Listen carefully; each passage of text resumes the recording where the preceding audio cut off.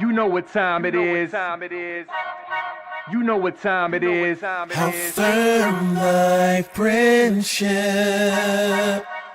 Oh, you know what time it is. On the road with them boys of the fall. You know what time it is. On the ground with a nose for the ball. You know what time it is. Blood, sweat, and them tears for this game. Leaving it all out on the field with no fear for you lames. And it's Buckeyes by a billion. We in the building with over 100,000. We represent from the uttermost to the public housing. And if we don't play, our wide receivers got your secondary shook, so they cook them like Bobby Flay. Hey, stay out of my way and trust me, cause I know it's OH. Somebody please give this brother an IO. Come on. What up, Buckeye Nation? Welcome to the Buckeye Boys, where we talk about college football with real fans. I'm Devin. That's Funky. And boy, do we got a show planned for you guys tonight, man. Gonna dive into a little bit of the updates, right, about Jim Harbaugh being added to the lawsuit. There's some details in that I really haven't heard people talking about that I find very interesting. And about halfway in, around 7:30, we got a recruit coming on, a 2027 defensive end out of Ohio. But first, Funky, how you doing, man? I'm doing great, Devin. I woke up feeling like a national champion today. It is July 1st, which is a big day because we have football on this month. July 31st is when the NFL preseason starts or some sort of preseason game. We have the Buckeyes coverage on our Big Ten Media Day on July 22nd. J.J. Smith, Caleb Downs, Styles are going to be there. Football season's approaching. We summer workouts. We have recruiting heating up. It's a good time to be a college football fan, and even better to be here with you and the rest of the Buckeye Scoop family. We appreciate every single one of you. And just a reminder to hit that like button, share on your X, on your feed, on your Instagrams, and yeah, like it. And if you're listening on Apple Music or Spotify or whatever, make sure to leave us a 5-star review. It all helps us out, and we're doing this for y'all. And yeah, we can't do it without you guys. And yeah, I absolutely love it. And I'm excited to be here, Devin. Yeah, for sure. Just a reminder as well. So, Buckeye Boys is Scoop family, right? We're part of Scoop, but we have our own channel as well, Buckeye Boys. Go over there and show that channel some love if you have not.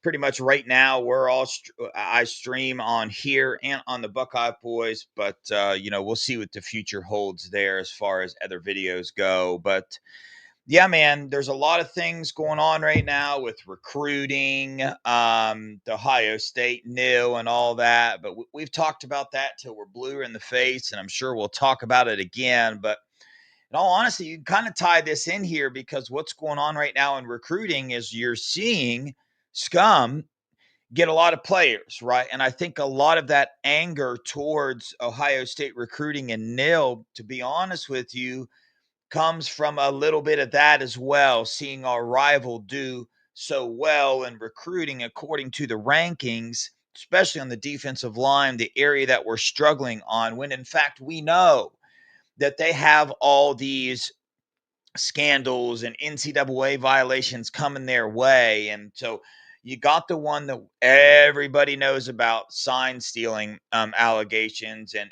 we got a timeline there of when we think things are going to happen. But in the meantime, you have this other court case, Matt Weiss. Matt Weiss worked for Scum and was accused of stealing information, tapping into college students' private information, using that information to log on to different clouds and drives of these people and taking their private information. Well, Funky, I know you've read about this recently. It popped up, because everybody's wondering, man, how does this Weiss stuff, does it tie in to the sign stealing? Does it tie in to anything that's been going on? Well, there's one common denominator here, if we're honest, on how this all ties in together, and it is Jim Harbaugh, the head coach, right? Because the recruiting violations, Cheeseburger Gate, right? Let's go back to that. We'd recently heard one of the staff members that worked for Jim say Jim Harbaugh was literally creating an atmosphere of, hey, man, I don't care about these rules. Okay. All I want to do is win football games. Well, here we are on this next aspect here. Several articles are written about it, USA Today, all over. It's on national television now. He has been added to the Matt Weiss lawsuit, the allegations. Not only him, but the athletic director, Manuel, and also the president, Santa Ono. So we wonder why the president left, right? We all knew, dang, things were coming down the pipeline. Well, I don't know that we saw this coming down the pipeline. In one of those articles that was reported, right, I read that a staff member, this is in the lawsuit, the paperwork for the lawsuit. A staff member, right, saw Weiss accessing a computer at the football facility and accessing information he shouldn't.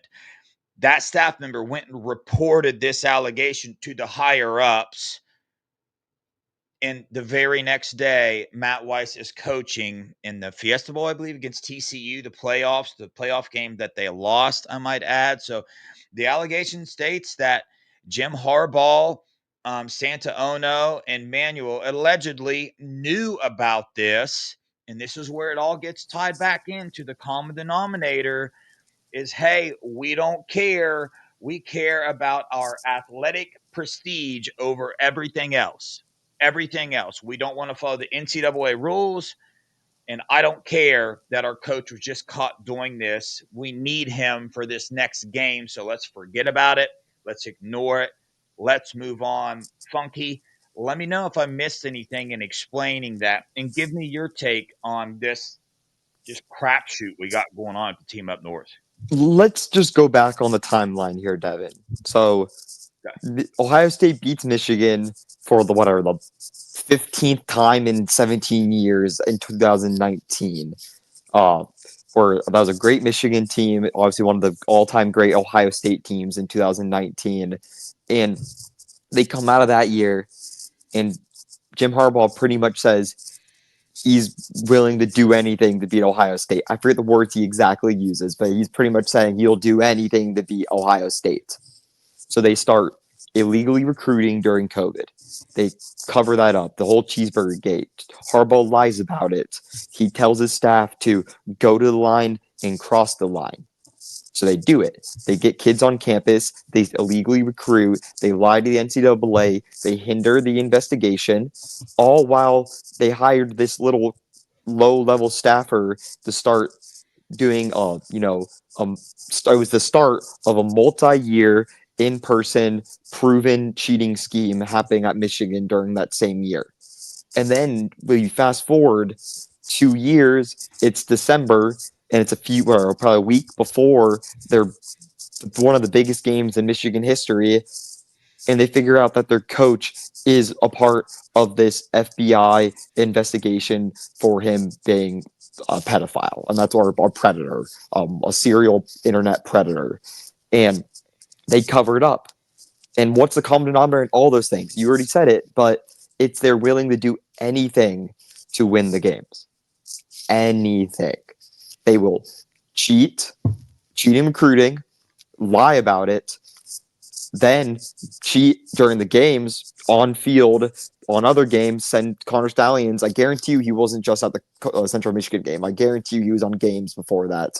Cheating in person, illegally was scouting, illegally recruiting, and then this happens. So, of course, they're not going to report it. They're not going to all of a sudden be moral about something, Devin, when they've not been moral about anything for the past 4 years in this. So they were going to cover it up as long as possible, not say a word about it. I mean, they didn't even say anything about it in like January, February. They didn't tell about these tens of thousands of people who got their information compromised. Michigan didn't say a word to anybody for this entire year, 2 years that they knew that a lot of these people's information was compromised, and they didn't say a word. And these girls are not just girls, boys, athletes from across the nation are just now figuring out that they had all their information compromised, their photos leaked, their camera rolls probably shared or sold online or whatever the heck he was doing with them, or just who knows what he was doing. I have no idea. But this all just ties into the bigger thing that they just don't care.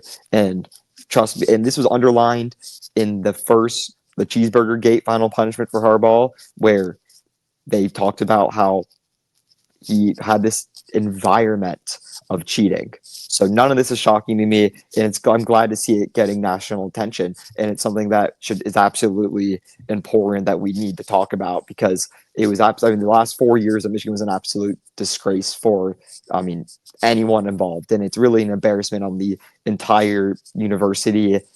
And you could never trust anyone who was a part of that, because they know, and that's why a lot of people are leaving. That's why there's a current person on the staff right now that we first reported on Buckeye Scoop that is looking elsewhere to be a general assistant in the NFL, who is a big time assistant coach there. And there's a reason, because it's just immoral. And even in the recruiting things, they're clearly, lying to these recruits. And again, lying is going to always come around. It's going to catch up to you. And it always does. It always does. The good guys always win at the end of the day. And it's just as like this. The good guys are going to win at the end of the day, because this culture is not just us realizing it. Everyone involved in the NCAA and all these people, the courts, all the judges, they all know this environment there was extremely toxic, and they will pay for it, and they absolutely will pay for it. There's absolutely no doubt in my mind. So, yeah, but that's my thoughts on it. Yeah, they have to pay for it. You know what I mean? This is wild, and you have that crowd of probably the most not really infuriating, but the craziest part about this is the whole institution's reaction to this, right? And you even mentioned that a little bit there about they're signing all these recruits and they can't be telling them the truth of what's going down. But let me back up. I want to make a point here. Funky, this might not, be ascribed to you, but I'm going to ask you, man, did you ever get caught when you were little eating food you shouldn't, hence stealing out of the cookie jar? Of course. Okay. So, how many times did you do it, and how many times did you get caught? Definitely did it more than I got caught. I'll tell you that. Ok Yeah. okay, so I think we can all agree that for the most part, right, when you get caught doing something, you only get caught doing what? I'd say 50% is a stretch to say that once you get caught, you really only get caught doing that 50%. The other 50% is not known about, right? So, you got that crowd that acts like nothing happened. Well, you got the sign stealing, you got the DUIs, you got the lying, you got the destroying evidence, and then you add this Matt Weiss stuff in, and now more details are just rolling in about that. So it's kind of wild to think that you still have those people out there, that crowd that is acting like this is a big nothing. And you still even have, it's so funny the waves that we're going through with this sign stealing. Now that a little time has passed, you get more reporters out there saying nothing's going to happen with this sign stealing allegation either. No, man, it's still the same. Like, we fully expect that to happen. But again, I think the most disturbing part in all this is their fans' reaction to this arrogance to them, that nothing is going wrong in their program. Everybody's out to get them, and Ohio State does worse stuff. They just haven't got caught mentality. It's kind of wild. The string of facts, right, that we have that cover the things that have went on there at that school. It. I guess I'm just going to speak my mind, man. It just absolutely blows my mind that they're able to get recruits, that they're able to keep doing what they're doing like nothing is happening. Like, let's take a step back and look at what we know, right? Money. And it just, yeah, bingo, there you go. That's what I was getting to. And it's just this arrogance, and they will continue to do whatever it is they have to do, whatever it is they can do, right, to win in football. Case in point, this new clearinghouse thing came out, this new house settlement. Well, we learned today that 82% of Division One schools have agreed to follow this house settlement. You have a very small percentage, in reference to the 136 Division One schools, something like that, that are out there. You have a very small, desperate group of schools that are not willing to follow these house settlement rules, that are willing to, take a stretch and do it. And Can you I see wait? once, Can I correct you on something about that? for Because sure, please do. the 81%, Devin, a little bit misunderstanding. The 81% that agreed to the rules from what you're reading is the bigger schools. The 19% or like the small schools that aren't participating in revenue sharing. For example, like UC Riverside's not participating in my conference, but the school that I'm attending is participating in it. So it's a little different. Like even schools like USC and Michigan agreed to this new rules, but doesn't mean that they're going to follow as strictly the new rules. Does that make sense? Am I explaining that properly? It does. So yeah, again, I communicated that improperly. The message I was trying to get through there is that there are schools that are not wanting to abide by Right. Yeah. NILGO, the clearinghouse stuff, because those schools that agreed to the revenue sharing, right? They also have to, if you whether agree or you disagree, you still have to go through NILGO, right? So that house settlement thing, whether you agree or don't do it or whatever, you still have to go through these rules. The point is that you have teams that aren't doing that, right? So again, you're trying to get away, make state laws, do whatever it is that you have to do to go over these rules that were set in place, that was ruled in court by a judge. So it's just amazing to me, all these things that are happening and going on, and still, they still operate. Which, you ask yourself, I don't know what else you would do, but I mean, to go out and do what they're doing in their program right now, with everything that has happened, it seems like things just get forgot about as time goes on, and then we get reminded. But boom, here we go. Jim Harbaugh, their head coach, their athletic director, and their president, who bolted already, by the way, was included in this, and they allegedly did these things, right? It's just, the list is getting so large here that it's like, dang, man, how can anybody still not see the truth in what this program has been, in the way that they are operating? You have to be getting blinded by something, and I would say that is money. Funky, anything to add to that? I mean, it is clearly money. I mean, it's the most obvious thing of all times. I mean, you saw the recruits that they were recruiting before they were offering bags, and it was a bunch of 3-star kids are under recruited 4-star kid, not even 4-star kids. I mean, I guess 4-star kids if you're counting, the 400th ranked person according to On3. I mean, those are all under recruited, really, I mean, not talented kids that were committing to that school. And again, obviously, when they get a bunch of money thrown at them, it changes everything. Obviously, to be honest with you, as it should. These are 18, 17, I mean, 17, 16, 18-year-old, no, not even 18, 16, 17-year-old kids, Devin, who are being offered hundreds of thousands of dollars and sometimes millions of dollars. Like, I mean, that should affect your decision. And you could ignore a lot of things for a few $100,000 because that's life-changing money. I've said it before, but man, if you get paid $1 million, let's say you sign a 2-year deal worth $3 million, you get to keep about $2 million in taxes, about, depending on your state, obviously, or maybe a little less than that. And so you have $2 million in your pocket for 2 years of work. That you can live off that. You can literally live off that. You could put that in a high investment account, and you can make that 2 million, whatever money you can live off for the rest of your life, even if you never play another down of football in your life. And that changes people, though. That changes people, and that's something Ohio State is not willing to do.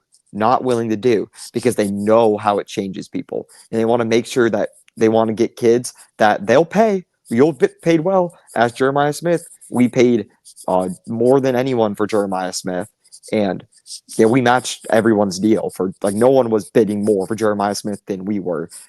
He's getting paid very nicely, but we know he's a kid that is signing a $5 million deal. Obviously, not all from Ohio State, but from our collectives and from our outside partnerships, and he still is an Iron Buckeye.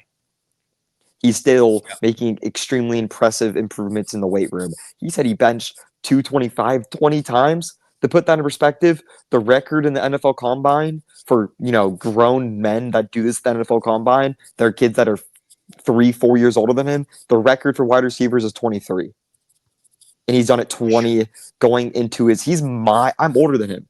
I'm older than Jeremiah Smith, and like that's insanely impressive. And it's not just that. I mean, he's like his strength is only a small part of his game. It's everything else that pushes him over the top. But it's kids like that Ohio State are wanting to pay, and we're not willing to pay these high school kids who are unproven to come out here and possibly ruin the locker room. Because we talked about it before, Devin. We both talked to recruits, and I mean, you especially have told me and told others that kids are coming here for the locker room.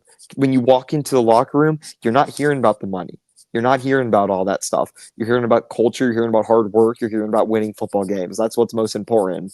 And I mean, Nevada's talked about it. Nevada's owned multiple professional sports teams before. And when he knows firsthand, if you pay someone in a professional sports team, man, it's going to get dirty. Man, they're going to start looking at the guy next to them and being like, oh, how much he's getting paid? $5 million? Well, how am I getting $2 million? I start over him. Then they're getting upset. And then when you pay someone $5 million, and all of a sudden they stop working hard. It's a whole thing that you really, really have to worry about. And it's something you cannot predict with 17, 16-year-old kids in high school. You can't do it. It's impossible. So clearly there's going to be more NIL restrictions going on in the future. Where it's going to limit a lot of the spending before July 1st. That's why you saw a bunch of stuff happening right before July 1st. And it's something that Ohio State didn't want to play with because money's not an issue here. That's the thing. Money is not an issue. Anyone calling us broke is wrong. They don't know what they're talking about. We have pretty much unlimited money, and that's a fact. But we're not willing to dish it out to high school kids because then if you pay whatever, you pay Carter Meadows $2 million. How much do you pay Keanu Jackson? How much do you pay Bo Atkinson to come back next year? They're going to start for us. While Carter Meadows might be on the bench. Not the crap on Carter Meadows. I think he's a great recruit, great talent, and I'm not hating on him for taking the money. He absolutely should take really as much money as he can. If I'm being honest with you, that's kind of not a dumb decision on his part for a 17-year-old. So, but I'm just playing. I don't think Ohio State is approaching this as badly as people think, in my personal opinion.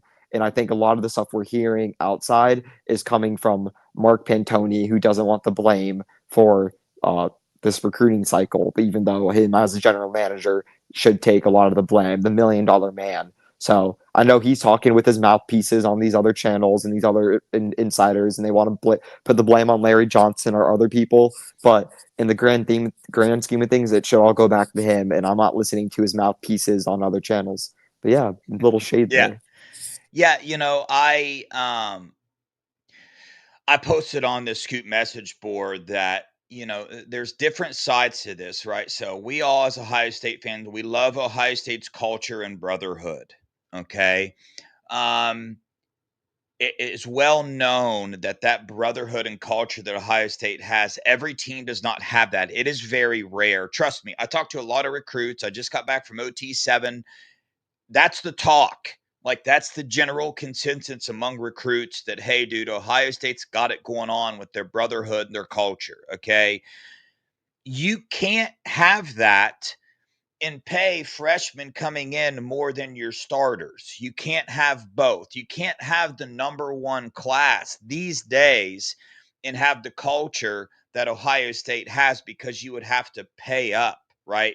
That large sum of money. So Ohio State cares about raising these men the right way, succeeding in life first, right? So even in their aspects that they pay players, they are trying to teach these players a valuable lesson that you can't just go out and get what you think you're worth. You got to go out and earn what you know you're worth. That is a like life lesson, a very valuable life lesson. So I know people will eat that apart, but speaking of recruits, we got one waiting below, a 2027 defensive end recently got offered by Ohio State, an Ohio defensive end, Ray Perez.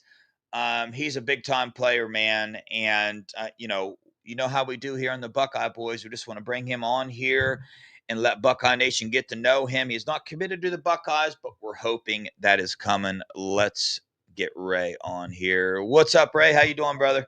Hey, Dev, I'm good. How are you? I'm doing good, man. Just to introduce you, got my co-host Funky here with us. So he'll be joining us for this interview, man. What's up, Ray? Good to have you here. Thanks for being here. Yeah, thank you guys so much for having me on. Of course, yeah. Yeah, Ray. So we'll just dive right into it, man.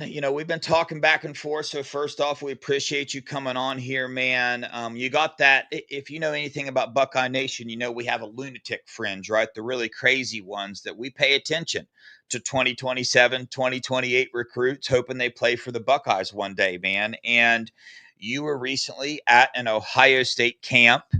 And you got an offer from the Buckeyes to play for them, if I am not mistaken there. So before we officially start, man, I want to touch on that, man. What was that emotion? What was that feeling when you got that offer? It was surreal, I would say. It left me speechless, hearing from Coach Johnson and him telling me that I have offered from Ohio State. They're reigning national champions, and they have such a big history and culture and tradition at that school. To receive an offer from them and from the football program, it definitely was great, hearing from, him to me and my family. And, we're definitely excited. And, it was definitely exhilarating. Gotcha. If you don't mind me asking, man, I see a big wall of ribbons behind you. Are you at your house? Yes, sir. I am at my house. Yeah. Dude, you got to tell us, man, are those yours? What are all those, bro? So all these medals right here are, so around my room, I kind of love to keep a lot of sentimental things. So like, I can't really show it, but over there on the wall over there, I have a lot of the stuff that, I think I've achieved that is very important to me over these past couple of years, like with all the colleges and stuff like that, and all the colleges I visit. I keep the badges and I hang them up on my wall. But these over here, I feel like have the most importance to me, because these aren't only from these past couple of years, but these are from my entire life. So they kind of go in chronological order. So from the top left, it goes from like when I started playing soccer and football and basketball and baseball and all those sports, to now, like just this year, our basketball team went to the state championship. Unfortunately, we lost, but right here, I have the state runner-up medal from this past basketball season. So, it definitely kind of brings me down through memory lane, and kind of, reminds me of how far I've gone from, and how much progress I've made throughout these years, especially starting from, from at the bottom and going to the top. So yeah, it's very important. Amen, man. Dude, that's so cool to hear. That's one of the biggest messages that I've got from the Lord, man, and my journey in life is to never forget where you came from, right? And the Bible talks about altars, building altars. If you're a reader of the Bible, you know that on the Old Testament there's altars being built everywhere. In the present day, those altars can be those things hanging on your wall, man. Those moments in time when, if you are a believer, those moments in time when the Lord has helped you achieve something in your life that keeps you humble, man, keeps you stable. So that's awesome to hear that you do that. But let's take a step back, man. Let's go back to the very beginning. Why football? How old were you when you started football? How'd you get into it? And why are you still playing football, dude? Yes, sir. So, as any parent would do, they try to get in their kids as much extracurricular activities. And so my dad, he grew up playing sports. He played soccer very competitively. And so for him, he kind of wanted to, kind of pass that on to me. And so he put me in soccer, baseball, football, basketball, swimming, tennis, you can name it. Put me in everything. And, growing up, I loved basketball when I was like little, but then, once my dad introduced me to football in the second grade, I never looked back. Yeah, I've loved it for so long. It's done so many great things for me, and it's opened so many doors and allowed me to explore so much opportunities in my life that I'll be forever thankful for it, and also for basketball because with the things that have came with it, I couldn't be where I am with today without it. So I would say Yeah. that holds very dearly to me, like I said. And so, yeah. Amen. Well, dude, so tell us a little bit about football, man. What offers do you have right now? And what's that process like right now for you? No, yes, sir. I have a lot of offers. I don't know if I'd be able to name all of them right now, but Yeah. a lot of schools have shown me interest, and a lot of schools have offered me and given me so many opportunities. And so I'm just super thankful for it.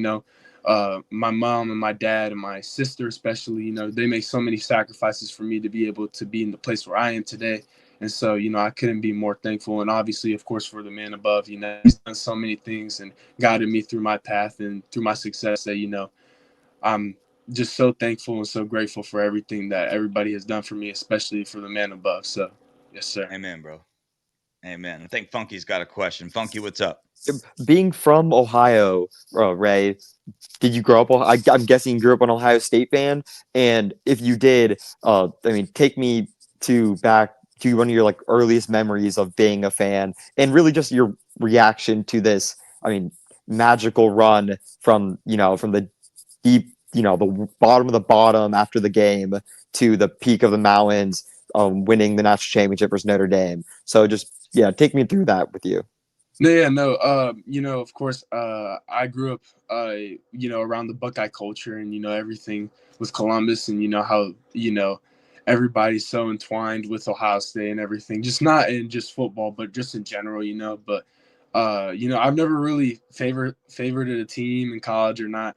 But I would definitely say though, I've been kind of brought into the culture of the Buckeyes, and so seeing them win the Natty and everything, from the journey they started in the beginning of the season all the way to the end of the regular season into the playoffs, it was definitely an amazing run, and I feel like it kind of preaches a lot on what they are and who they identify themselves as, with their culture and their tradition, and how much hard work and dedication they put into their practices, to the film, to meetings with coaches, players, all that.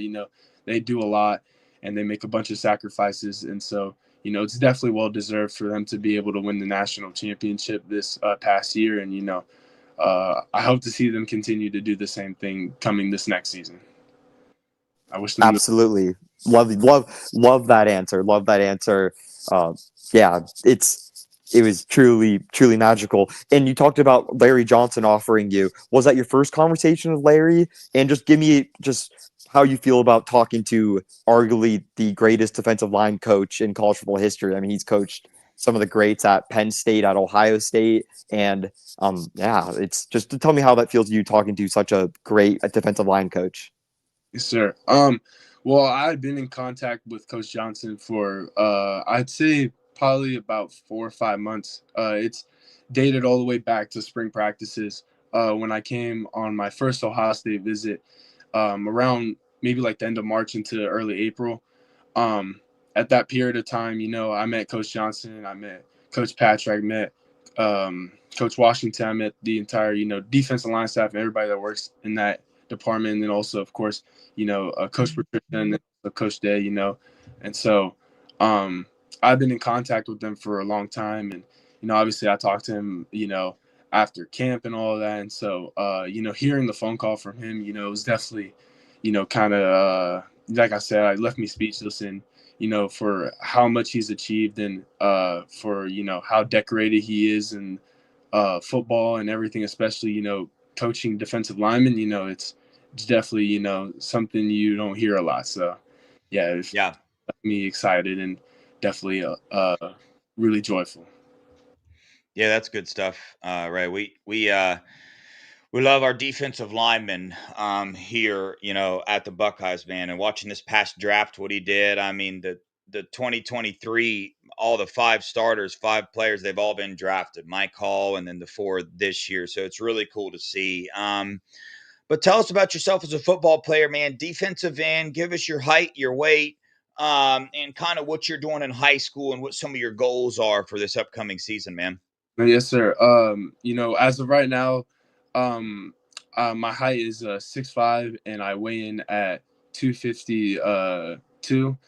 And a lot of things that I've been having for like goals set that I wanted to achieve. Obviously, I up the goals every single time. So, I want to be greater and greater. There's always room for improvement. And so this past season, I had 11 sacks. I want to make that 20. Most definitely. That's a big goal for me. But also some, not like, game or statistical goals, but also like just like moral goals. Like, our team lost a lot of seniors, and so I want to be able to fill a role in being a leader and, allowing, the younger players and the underclassmen to be able to have faith in me and trust in me to learn from me. And so I want to be able to, give them, that all that knowledge that I have and, to be able to give it to the entire team and, to lead and to, not be a face, but be a part of, what's coming. So yes, sir, that's definitely the 2 biggest goals. And like, of course, I want us to be able to get past the second round. That's been a big thing for us as a team, not just me, but just as a whole. We always wanted to get past the second round. We haven't gone past the second round in a long time. And so we definitely want to make that a goal this year to be able to continue on down the playoffs and not just stop at the 3rd round, but, to go as far as we can possible. Yeah. Yeah, dude, 11 sacks as a sophomore, correct? Yes, sir. That's pretty good, man. Yeah, definitely keep up the hard work. Well, kind of wrapping up here a little bit, kind of my final question here is you got a long time to go in your recruiting process, but give us your answer of what you're looking for in a team because hey, dude, recruiting has changed.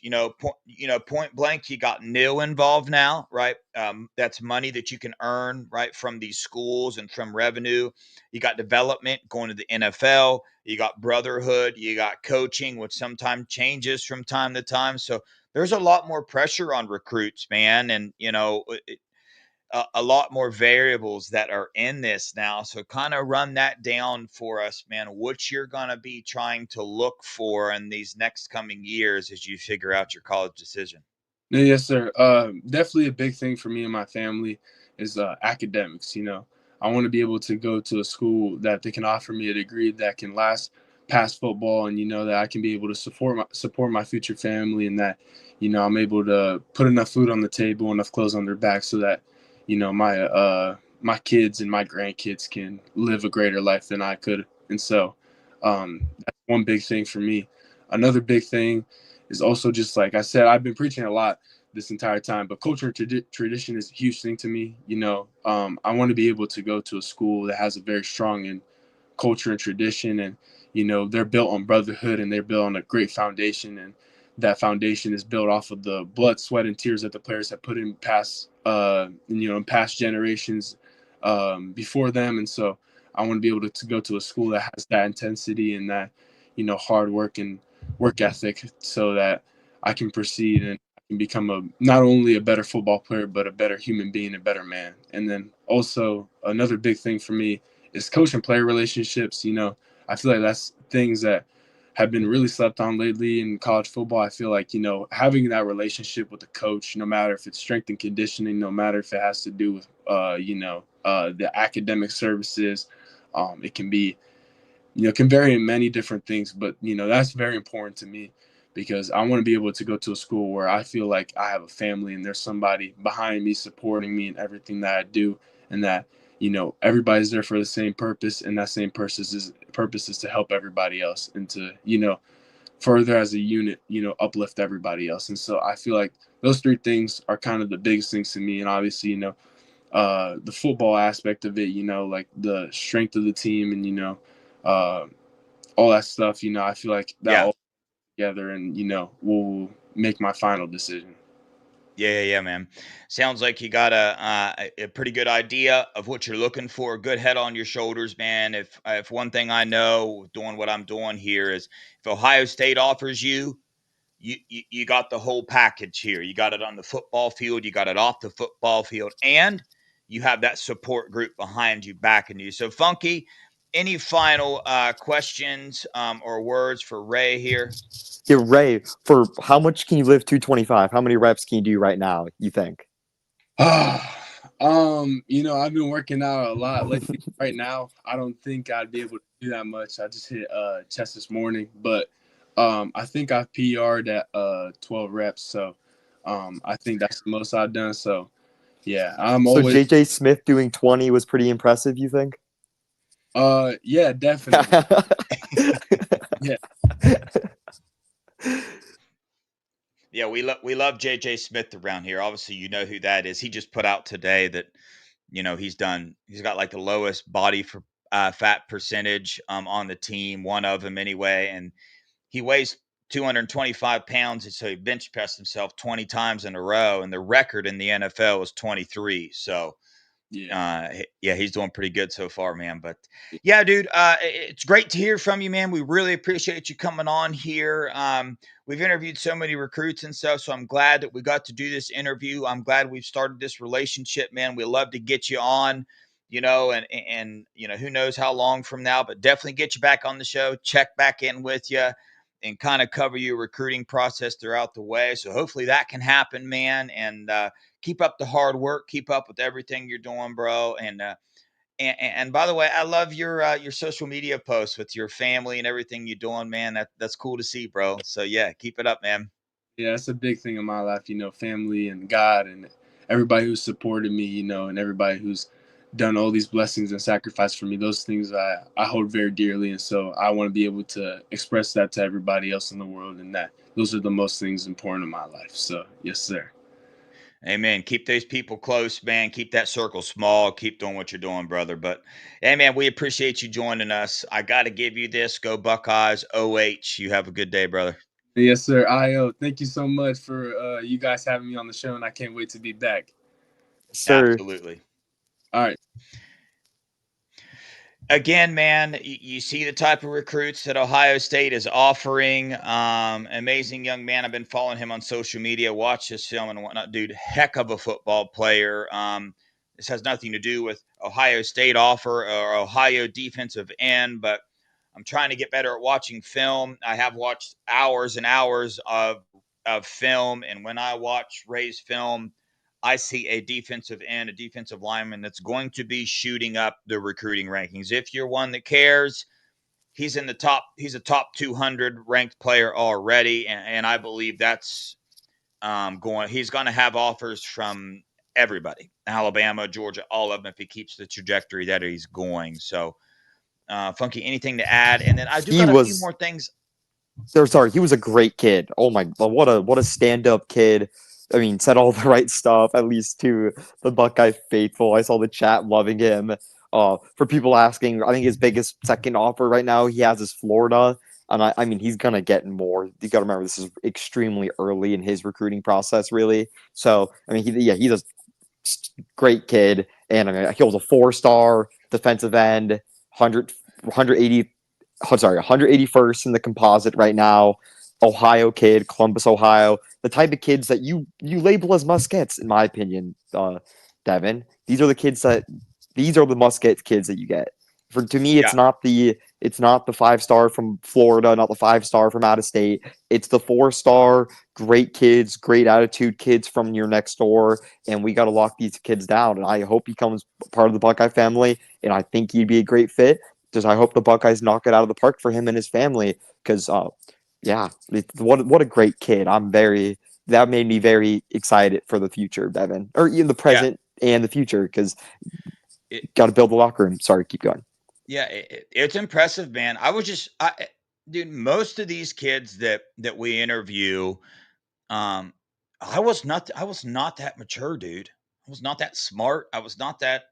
I don't know, dude. I was not like that at that age, man. I was way off the mark, dude. And all these guys are so impressive. And I want to share something. It's a little bit. I don't want to, Funky. I know you're going to get involved in this conversation, but again, I'm not judging anybody, nothing like that. But I just kind of want to share, man, because I have a lot of experience now, and I've had a lot of experiences that most fans don't get to have, and that's talking to a bunch of these recruits, being around a bunch of these families. And I was recently at OT7 around a lot of 7-on-7 teams, SFE, a lot of Ohio State recruits, Jameer Brown. I talked to so many parents during that. If you guys know my personality, you know that I'll bebop around. I'll talk to everybody. I'll come up to you like I've known you my whole life. That's just who I am, man. I love talking to people. But in terms of recruiting and nil and all these questions we have, why is Ohio State doing what they're doing? What are the rules? What's going on here? I've always wondered, how much do players and parents know? How much do they get into these things? And even when you go to the question about, hey, how's Scum signing all these recruits? Do parents not watch the news? Do recruits not? Whatever it is, right? Again, no judging here. If you've signed with them, to each your own. I don't know your situation, but you would be extremely surprised at the amount of knowledge that some of these, and it's not their fault, that some of these recruits and people surrounding them have about these rules, about what's going on in nil, about what's going on in college football. You ask, hey man, did the school recruiting to you sit down and explain to you this house settlement, this clearinghouse, how any of that's going to work? I'm telling you right now, 95% of the time, the answer was no. And also, 95% of the time, they have the same exact questions that we have, right? And that honestly kind of blew my mind. And to hit on something else, we were talking about how Ohio State does their nil and how the lesson that they want to teach kids in that, man. Boy, the generation, the things that you see at OT7, being around all those recruits, man, you can sit back and you can look at each kid that walks through there, and you can hear them talk and see how they walk, and you can see their motives, and you can see what they want out of life, and you can see the things that drive them, right? And I brought this point up so many times, man. A lot of kids, they want to go to the NFL. Why? For the money and for the fame. And now a lot of kids are getting that now. They're getting it before they ever step field on the college field. They're getting that money and they're getting that fame. You know how hard it's going to be to keep that drive going inside? I'm telling you, man, I was talking with a lot of these players, and they see it within their own circles. They see the players that are getting that fame and stuff. They see the drive that has been taken from them from year to year. They see it happen. I had those conversations. So that's a real thing that's going on. And you ask yourself why Ohio State is doing what they're doing. I believe that's a huge reason, man. I really, really do. Funky, anything to add to that? I also have to add this. We're talking about how great Michigan's class is, but let's put it in perspective, Devin. What would Ohio State's fans' reaction be if we had the exact same class as Michigan right now? Oh, yeah. We would be up in arms. We'd be firing everybody. We'd be calling for everyone's head. So let's not act like the class they're having right now is some special class. No, it's not. And they'll 90. I'm very, very certain that we'll still end up with a better class than them, based off average recruit. So I want to underline that. We can talk about all this stuff, but we're paying kids. You know this, Devin. This I'm not guessing here. We're paying kids fractions of what other schools are paying them. Literally, when I mean fractions, I mean in that 20% range, Devin. So Yeah. and so we know that, and kids are still coming here. Still coming here. We're gonna have a top, whatever, 5, 6, 7, doesn't really. Top 3 on average, probably, but probably top 5, 6, 7 on overall recruiting rankings. And we're paying kids fractional amount what other schools are paying them, and we're keeping the locker room. That's more important than anything. and people want to call for the heads of coaches, Larry Johnson. I'll be on board of firing Larry Johnson the second we have a defensive line that isn't top 10 in the nation. And I don't think that's happening this year. And so what are we're really worried about? The O-line in 2 years? And are we really worried about the O-line in 2 years with Edric Houston coming back? Bo Atkinson's probably going to come back. Logan George, Kenyatta Jackson's probably going to be back. Caden Curry could be back, I think. So are we really worried about that defensive line? No, we're really not. Okay, so now we're worried about not the defensive line next year, not defensive line in the year after that, but in 3 years? Like, are you serious? In this portal era, oh my God, that is the least of my worries. So all that stuff is nonsense. And just put it in perspective, if you were in X class right now, how would you react? And most of y'all would, I would be too, but most of people watching the show and people on the board would freak out and hate themselves. So just look what we have and be happy for what we have, and just know that we're getting all these dudes on a bargain of a deal, and that's going to pay dividends in the future, and I promise you that. And whenever you think about it, and I know this may sound a little pretentious, but the people making these decisions know more about this than me or you or people watching this. Their livelihoods are on the line, Devin. It's like like they are getting paid millions of dollars to make these decisions. So it's hard for me to believe that decisions they're making are going to be, so far off, because go Devin. Oh, I'm gonna be honest with you, man. When you hear some of these other YouTubers talk and some of these message board warriors about what Ohio State is doing wrong, I pray I never get to that level where I think that I know more than the Ohio State Buckeyes coaching staff. And that's not to say that they don't screw up and they make bad decisions, but what they're being blamed for here is a continual long stretch of making the wrong decision. That will not happen at Ohio State, dude. This is the Ohio State. They know exactly what they're doing. They have a plan in place. It looks differently than most of the teams. And the teams that it looks differently on are the teams that don't even make it to the playoffs last year.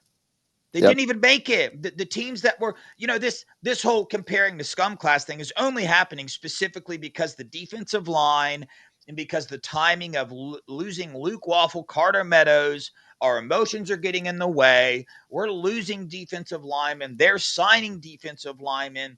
And we keep comparing ourselves to these other teams' classes. Well, why do we care about the classes and the recruits in the first place? Because we want to win football games. Are we winning football games? Yes. Are we winning more football games than the classes that we envy right now? Yes. And to those that say, well, dude, we don't want Ohio State to get behind the 8 ball here. It's looking like we're going to, Jack Sawyer, JTT, 5 stars. That's the only reason we've been where we've been. Well, let's wait and reserve judgment. And then also, Funky brought up this recruiting class right now that we're so worried about is going to affect 2-3 years from now. Bro, look, at the snap of a finger, Caleb Downs came in and completely changed this defense. At the snap of a finger, Jeremiah Smith showed up and became the number 1 receiver in the nation. At the snap of a finger, we got Josh Simmons, a left tackle. At the snap of a finger, the best center in college football was on our roster, and we had no idea that was going to happen. So the rosters are so fluid anymore. It's a year-by-year basis. And exactly. This year, we're set up to win. In the next year, we're set up to win even more. So that's what I like. My worries of this class is 0. For one, it's a great class, and we're only comparing our defensive line classes to other classes. And let me tell you right now, the best defensive tackles in the nation usually are 3-star kids. Or not. I wouldn't say usually. A lot of the time are 3-star, 4-star kids. And that's a fact. Low-level 4 stars, high-level 3 stars. And we just got a bunch of 300-pounders that I'm telling you are highly recruited. I mean, Cameron Wrinkle was one of the most highly recruited defensive linemen in the nation.